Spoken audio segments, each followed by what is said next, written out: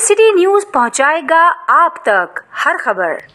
जी बिल्कुल, कराची से आए हुए मोअज़्ज़ज़ मेहमान मायानाज जर्नलिस्ट आगा सैयद मोहम्मद अशरफ, मुमताज़ ताजिर अब्दुल मतीन काकड़ फैसल ने right way drug treatment and rehabilitation centre Quetta का दौरा किया। सेंटर के मुख्तलिफ शोबों का जायज़ा लिया गया और मंशियात के आदी मरीज़ों से फ़र्दन मुलाकात किया और हर मरीज़ से उनके बारे में मालूमात हासिल की। सैयद आगा मोहम्मद अशरफ ने सेंटर की कारकर्दगी जो सराहते हुए कहा कि बहुत जल्द इंशाअल्लाह कराची में राइट वे सेंटर के क़याम को अमल में लाया जाएगा। जब चौकी के साथ कराची में इस इदारे का बहुत जो ज़रूरत है, क्योंकि ये NODC के 2013 के सर्वे के मुताबिक कराची में 10 लाख से ज़ायद मंशियात के आदि मरीज़ मौजूद हैं, जो एक अलमिया से कम नहीं है। कराची की माओ बहनों और इस अजियत नाक सूरत हाल से निजात दिलाएंगे जिन जिन के बच्चे मंशियात की वजह से बर्बाद हुए हैं।